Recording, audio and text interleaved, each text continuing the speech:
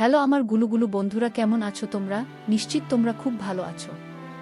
আমার গল্পগুলো শুনে সুখ নিচ্ছ তোমাদের আমি ভালোবাসি বলে আজও তোমাদের জন্য নতুন গল্প নিয়ে হাজির হলাম। আমার শ্বশুরের সাথে ঘটে যাওয়া সত্য একটি ঘটনা আজ তোমাদের বলবো। তবে বন্ধুরা, তোমাদের কাছে ছোট্ট একটা অনুরোধ, ভিডিওটিতে একটি লাইক দিয়ে প্লিজ। আমার নাম জয়া আর আমার স্বামীর নাম শিমুল। আমরা 2 বছর হলে বিয়ে করেছি, কিন্তু আমাদের এখনো কোনো বাচ্চা কাচ্চা হয়নি। আসলে আমার স্বামীর সন্তান চায় না। ক্যারিয়ার নিয়ে ব্যস্ত আমার স্বামী, চাকরি বাদে কিছুই বোঝে না। নিজের এই সুন্দরী বউয়ের কোনো কদরই নেই তার, আর খালি আমার উপর সন্দেহ করে। তাই অনেকটা তালাবদ্ধ থাকতে হয় বাড়িতে আমাকে। তার এই সুন্দরী বউ তাকে ছেড়ে চলে যাবে, এই চিন্তাটা। কিন্তু এই বইয়ের সুখ আর রোমান্টিকতায় সুখের খবর তার নেই। এই চাকরির সুবাদে আমার স্বামীকে 3 মাসের জন্য সিঙ্গাপুর যেতে হবে, আর এই সময়টুকু আমাকে পাহারা দেওয়ার জন্য সে আমার শ্বশুরকে আনতে চলেছে বাসায়। এই 3 মাস শ্বশুর আমার সাথে থাকবে। আমার শ্বশুরকে শেষ দেখেছিলাম আমার বিয়ের সময়। গ্রামে থাকতে ভাল লাগে না, আর চাকরির কারণে আমার স্বামী আর আমি বিয়ের পর দিনই ঢাকায় এসে পড়ি। এরপর আমাদেরও যাওয়া হয়নি, আর উনিও আসেননি। বিয়ের আগে আমার শাশুড়ি মারা গেছেন শিমুলকে জন্ম দিতে গিয়ে। এরপরে আর আমার শ্বশুর বিয়ে করেননি। শিমুল যাবার দিনই শ্বশুর আসেন সকালে। শ্বশুর মানে বাবা আসার পরে শিমুল চলে গেলে ফ্লাইট ধরতে বাবা এয়ারপোর্ট পর্যন্ত যেতে চাইলেন আমাকে নিয়ে, কিন্তু শিমুল না করে দিলাম। বাবাকে এনে লিভিং রুমে বসলাম। সারারাত জার্নি করে এসেছেন বাবা। বাবাকে বললাম, বাবা আপনাকে সকালের নাস্তা দেই কেমন? হ্যাঁ বৌমা দাও। বাবা নাস্তা খেতে খেতে আমরা কথা বলতে লাগলাম। আমি ভেবেছিলাম শ্বশুর আমার স্বামীর মতোই বদমেজাজি হবে, তবে এখন আমার মনে হচ্ছে উনি আমার স্বামীর পুরা বিপরীত মানুষ, অনেক মিশুক টাইপের। খাবার শেষে বাবাকে টিভি দেখতে গিয়ে আমি কাজ করতে লাগলাম। কিছুক্ষণ পরে বাবা আমাকে ডাকলেন, বোমা একটু গোসল করা প্রয়োজন, একটু পানি গরম করে দিতে পারবে? বাবা, পানি গরম করে দেওয়া লাগবে না, আসুন আপনাকে গোসলখানা দেখিয়ে দেয়। আমাদের বাসায় একটা মাত্র গোসলখানা। এখন শীতকাল, তাই শ্বশুর বললেন যে একটু গরম পানি করে দিতে। আমি বললাম, বাবা এখানে আপনি সরাসরি ঝরনাতে গরম পানি দিয়ে গোসল করতে পারবেন, আসুন আপনাকে শিখিয়ে দিচ্ছি। তাহলে তো ভালোই হয় বোমা, আমাকে আর কষ্ট করতে হবে না। গোসলখানা, ঝর্ণা আর কলের সুইচ একটাই। বাবাকে গরম পানি আনা দেখতে গিয়ে ভুলে আমি ঝর্ণা ছিঁড়ে ফেলি। ঠান্ডা পানিতে আমরা দুজনে গোসলখানায় কাকভেজা হয়ে যায়। আমি সাদা সালোয়ার কামিজ পরনে ছিলাম, সামনে পরা ছিলাম না। আমি দেখলাম ভিজে গিয়ে আমার সব পরিষ্কার দেখা যাচ্ছে।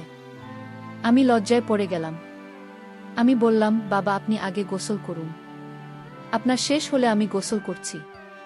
কিন্তু আমি মুখে এ কথা বললেও এই শীতে আমাকে এভাবে ভেজা হয়ে থাকতে হবে ভেবে আমার গায়ে কাঁপুনি আসছে। আমি চলে যাচ্ছি। এমন সময় বাবা খুব করে আমার হাত ধরে আমাকে থামিয়ে দিয়ে বললেন, কি বলছো বোমা? এই শীতে ভেজা গায়ে বসে থাকলে তোমার জ্বর আসবে। এক কাজ করো, তুমি আমার সাথে গোসলটা সেরে নাও। আমি যেন আকাশ থেকে পড়লাম। পিতৃতুল্য একজন সামনে আমাকে বস্ত্রবিহীন হতে হবে, যেখানে আমার স্বামী বাদে আমাকে বস্ত্রহীন কেউ দেখেনি। বাবা বললেন, কি হলো বোমা? গরম পানির ঝর্ণা ছাড়ো, নয়তো দুজনেই জ্বরে পড়লে সমস্যা হবে। আচ্ছা ঠিক আছে বাবা। আমি খুলতে যেয়ে ও আমার হাত আটকে যাচ্ছিল। মাত্র 1 দিন হলো শ্বশুর এসেছেন, আর আজকে এমন একটা পরিস্থিতিতে পড়তে হলো।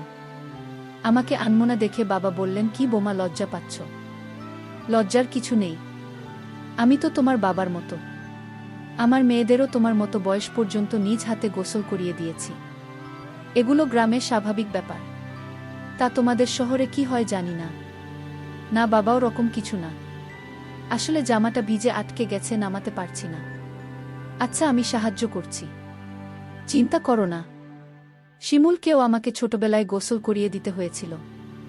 এরপর বাবা আমার শালার নামিয়ে ফেললেন, আর এখন আমি আমার শ্বশুরের সামনে সম্পূর্ণ হয়ে দাঁড়িয়ে আছি। আমি আমার হাত দিয়ে থাকতে চেষ্টা করলাম। বাবাও ততক্ষণে কাপড়, কিন্তু অনেক নিচে। মনে হয় না এই বয়সেও তার ইচ্ছা একটু কমেছে। বাবা ঝরনার নিচে একটু গা ভিজিয়ে তুলে বসে সাবান মাখতে লাগলেন। আমি এই ফাঁকে ঝরনার নিচে দাঁড়িয়ে গেলাম। আমার মতে একজন যুবতী সুন্দরী বাবার সামনে সম্পূর্ণ হলেও তিনি একবারও আর চোখে বা অন্য রকম দৃষ্টিতে আমার দিকে তাকালেন না, যা দেখে আমি অবাক হলাম। বোমা, জিবি বাবা, আমার পিঠটা একটু মেজে দেবে? নাগাল পাচ্ছি না, তুমি একটু মেজে দিলে ভালো হয়। আমি হাতে মাজুলিতে সাবান মেখে বাবার পিঠ খুঁজতে শুরু করলাম। বাবা তখন শহরের গরম পানির ব্যবস্থা গুনগান গেয়ে চলেছেন। মাজার সময় আমার গলায় মাঝে মধ্যে আবার পিঠে ঘষা লাগলে আমার শরীরে কেমন যেন লাগছিল। আমার স্বামীর সাথে এমন মুহূর্ত আমি কখনোই কাটেনি। ছোটকালে বাবা না থাকায় বাবার আদর কি তা যেন আমি বুঝতে শুরু করলাম। এরপর বাবা আমার পিঠ মেরে দিলেন। গোসল শেষে নিজে আমার পুরো শরীর গামছা দিয়ে মুছে দিলেন। গামছা দিয়ে আমার শরীরে আবার স্পর্শে আমার নিঃশ্বাস হতে লাগল। আমার স্বামী আমাকে এভাবে কখনো আমাকে আদর সোহাগ করে নাই। হঠাৎ শরীরে এরকম স্পর্শ পেয়ে আমার মন যেন কি চাচ্ছিল। তারপর বা মাথায় আদর করতে করতে বললেন, বড় এখন কাপড় পরে বারান্দা রোদ লাগাও, শীতের সময়ে শরীরের জন্য খুব উপকারী। আচ্ছা বাবা, আপনিও আসুন রৌদ্রে। আমরা দুইজন একসাথে বসলাম। বাবা আমার মাথা তার কোলে নিয়ে আমাকে তাদের গ্রামের আর আমার স্বামী ছোট কালের গল্প বলতে লাগলেন। আমি নিজে চুপচাপ স্বভাবের হয় পুরোটা শুনে গেলাম। আসলে বয়স্ক মানুষের আমার মতোই চুপচাপ একজন শ্রোতা প্রয়োজন। এরপর থেকে বাবার সামনে আমি একটু খোলামেলা চলা শুরু করলাম। বাবার কথাবার্তা আমার খুব ভালো লাগত। আসলে বাবা আমাকে সম্পূর্ণ দেখেছেন তার সামনে। আর লজ্জা কি, রাতে খাবার পরে এখন ঘুমানোর পালা। আমাদের বাসায় একটাই বেডরুম, দুইজন এক বিছানাতেই শুনলাম বাবা লুঙ্গি পরে আর আমি একটা নরমাল নাইটি পরে ঘুমাতে গেলাম। ওখানেও বাবা আমাকে নিজের মেয়ের মতো জড়িয়ে ধরে মাথায় হাত বুলিয়ে ঘুম পাড়িয়ে দিলেন। পরের দিন দুপুরে শ্বশুরমশাই গোসল করতে গিয়েছেন আর আমি খাবার দাবার তৈরি করেছিলাম। হঠাৎ বাবা ও করে চিৎকার দিয়ে আমাকে ডাকতে লাগলেন। গিয়ে দেখি বাবা গোসলখানা সাবধানে পা পিছলে পড়ে গেছেন। বাবাকে উঠিয়ে সাবান পরিষ্কার করে ঘরে নিয়ে এলাম। বাবা, আপনার কোথায় ব্যথা লেগেছে? হ্যাঁ বোমা, বাম পায়ে ব্যথা করছে প্রচণ্ড। মচকে গেছে মনে হয়। আচ্ছা, আবার চিন্তা করবেন না, আমি ডক্টরকে ফোন দিয়ে আসতে বলেছি। ডাক্তার এসে বললেন উনার পা মচকে গেছে, উনার রেস্ট দরকার, বেশি কিছু না। বিকালে আমি গোসল করতে গিয়ে দেখলাম গোসলখানা সাবানের ফেনায় ভর্তি। কারণ আবার পরে আর কেউ এখানে আসেনি, তবে একটা কেমন জেনে উৎকট গন্ধ আসছে। টেপ ছেড়ে সাবানের ফেনা পরিষ্কার করে দেখি টাইলসের সাদা সাদা আটার মতো কিচেন। হাতে নিয়ে গন্ধ শুকে দেখি বাসায় পুরুষ মানুষ আছে একজন, তাই বুঝতে আর বাকি রইল না কার কাজ এটা। এদিকে আমার স্বামী বাবা পড়ে যাওয়ার ঘটনা শোনার পর আমাকে খুব বকল ফোনে। হ্যাঁ বাবা বয়স্ক মানুষ, তুমি তাকে দেখে রাখবে না? এমন কিভাবে হলো? ওমা, আমার কি দোষ? এখন কি আমি ওনার গোসল বাথরুম এ সময় নজর রাখবে নাকি? হ্যাঁ, পারলে তাই করবে। আজকে যদি বাবার কিছু হয়ে যেত? দেখো, এরপরে এমন হলে কিন্তু আমি তোমায় দেখে নেব। আচ্ছা ঠিক আছে, বুঝেছি। আমি তাহলে তোমার বাবার সাথে 18 মতো লেগে যাবে কেমন? হ্যাঁ, পারলে তাই করবে। তোমার জন্য যে না আমার মান সম্মান না যায়। রাখলাম ফোন। আমার স্বামী নিজের মান সম্মান আর ক্যারিয়ার বাদে অন্য কিছুর তোয়াক্কা নেই। সবার উপর নিজের মতো চাপানোর স্বভাব। যাই হোক, যেহেতু আগে শ্বশুরমশায়ের সামনে গোসল করতে হয়েছে আর আমার স্বামীও এ নিয়ে কোনো সমস্যা নেই, তাই কালকে থেকে ভেবেছি শ্বশুরের সাথে লেগে থাকবে। রাতের বেলা ঘুমিয়ে পরদিন সকালবেলা উঠলাম, দেখি শ্বশুরমশায়ের ঘুমাচ্ছেন। বুড়ো মানুষ, যাই হোক, মারা গেছে অনেক আগেই। আমার স্বামীর জন্ম দিতে গিয়ে বহু হারিয়েছে বাবা। শিমুল বলেছিল আমায়, তাই ওই দিন এত রেগে গিয়েছিল। বুড়া মানুষ, এতদিন বোঝার আছে। ভাবছি বাবার জন্য একটা কিছু করবে। ভাবছি বাবা কালকে হয়তো হাতের কাজ করতে গিয়ে পড়ে গেলেন, তাই ভাবছি বাবাকে আজ গোসলে একটু চমকে দেয়। সকালে খাবার পর বাবা গোসল করতে চাইলেন, কারণ কালকে করতে পারেননি। বাবা, আজকে আমি আপনার সাথে গোসলে যাব না। বোমা, লাগবে না, আমি একাই পারব। না, আপনার কোনো কথা শুনবে না। শিমুল আমাকে বলে দিয়েছে আপনাকে চোখে চোখে রাখতে। ওর কথা আমি ফেলতে পারবে না। আচ্ছা বুঝেছি, তাহলে আমাকে একটু ধরে নিয়ে যাও বোমা। পা মাটিতে ফেলতে ব্যথা পাচ্ছি। আজকে নিঃসংকোচে আমি বাবার সামনেই কাপড় খুলতে লাগলাম। আজকে কেন জানি আগের দিনের মতো লাগছে না। বাবাকে তুলে বসে আমি পিঠ মেঝে দিতে লাগলাম। হঠাৎ ভাবলাম দেখি বাবাকে কালকের ঘটনা জিজ্ঞেস করি। বাবা, আপনি কালকে পড়ে গেলেন কিভাবে? গায়ে সাবান দিয়ে গিয়ে পড়ে গেছি। তাহলে বাবা কালকে গোসলখানা সাদা ঘুম কি জানি পেলাম মনে হলো। আসলে বোমা সত্যি বলতে কি আমি মারতে গিয়ে পড়ে গেছি। আসলে বউ নেই, তাই এভাবে চলতে হয় কি বলে বাবা? আপনাকে এত কষ্ট করতে হচ্ছে। হ্যাঁ বৌমা, তোমার শাশুড়ি মারা যাবার পরে আর বিয়ে করিনি। সন্তানদের মুখের দিকে তাকিয়ে বাবা আপনি একদম চিন্তা করবেন না, আমি আছি আপনার জন্য। বুঝলাম না বৌমা, আজ থেকে আপনার সব ইচ্ছা মেটানোর দায়িত্ব আমার। আমি কিছুই বুঝতে পারছি না, কি বলছো তুমি? দাঁড়ান আপনাকে বোঝাচ্ছি। এই বলে আমি পিছন থেকে সাবান মাখতে থাকলাম। আজ থেকে আমি আপনাকে মেরে দেবে, তাতে আপনার ভালো লাগবে? বলুন আপনি রাজি কিনা? কিন্তু? কোনো কিন্তু নয়।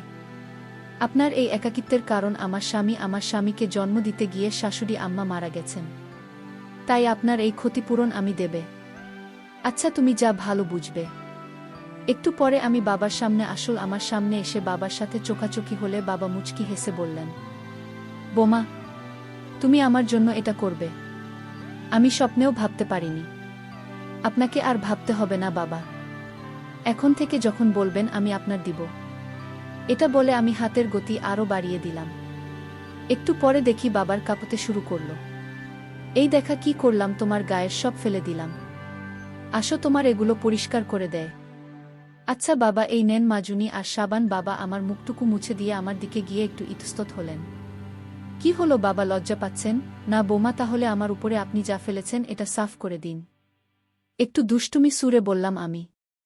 বাবা আমার সামনে পরিষ্কার করতে করতে বললেন, বৌমা তোমার দেখে অনেক সুন্দর, আমার ছেলে মজা পায় বুঝি? হ্যাঁ বাবা, কিন্তু আপনার ছেলে কি এগুলোর মূল্য বোঝে? তার খালি চাকরি আর টাকা, বইয়ের কথা তার মাথায় আসে না। আচ্ছা বোমা, আমি শিমুলকে বোঝাব, ফেরত আসলে না হলে কিন্তু বাবা আমি অন্য ছেলের সাথে ভেগে যাবে বলে দিলাম না। আমার লক্ষ্মী বোমা এমন জীবনেও করবে না বলে আমার গাল দুটো ধরে আদর করে দিলেন আর কপালে চুমু খেলেন। এরপর বাবা আর আমি গোসল শেষে দিনের মতো রাতে ঘুমিয়ে পড়ি। পরের দিন বাবাকে নিয়ে আমি মার্কেটে যাই। মার্কেটে গিয়ে আবার জন্য কিছু কেনাকাটা শেষ করে আমার জন্য কিছু জামাকাপড় কিনতে চাই। একটা শাড়ি আর কিছু নাই, কিন্তু বাবাকে সাথে নিয়ে গেলাম। বাবা হঠাৎ দোকানে ঘুরতে ঘুরতে আমাকে ডাকলেন, বোমা এল সেটা দেখে যাও।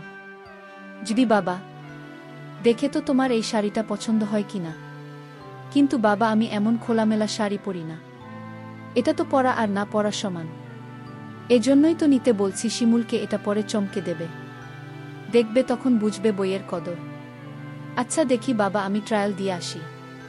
ট্রায়াল রুম থেকে আসার পরে দেখি বাবা হা করে তাকিয়ে আছে, সাথে পাশে থাকা পুরুষকে সে আরও।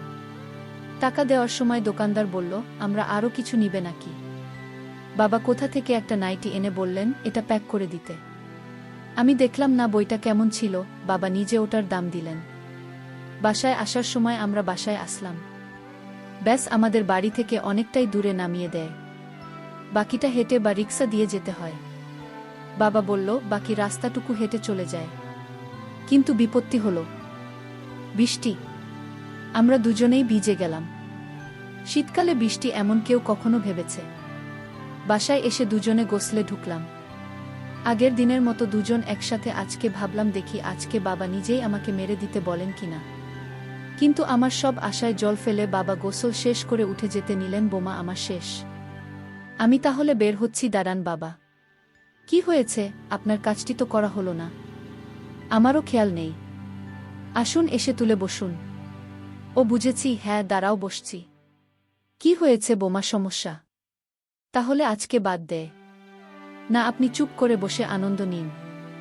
এই বলে আজকে চুলটা দেয়ালের সাথে লাগিয়ে বসিয়েছি যাতে বাবা হেলান দিতে পারে। কি হলো বাবা, আপনার ইচ্ছা দেখি নাই।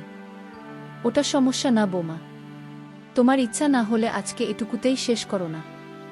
বাবা আপনাকে পুরাই খুশি না করে আমি যাচ্ছি না। এরপর শুরু করলাম দ্বিতীয়। এই যে আড়াই ডাল বায়না হয়েছে, গেছে একটু, তবে ওটা সমস্যা না।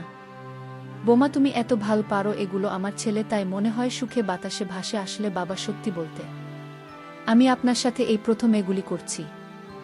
মানে আপনার ছেলের এমন রোম্যান্স করার সময় কোথায় বুঝেছি বোমা, আমার ছেলে তোমাকে আসলে অনেক একাকিত্বের মধ্যে রেখেছে।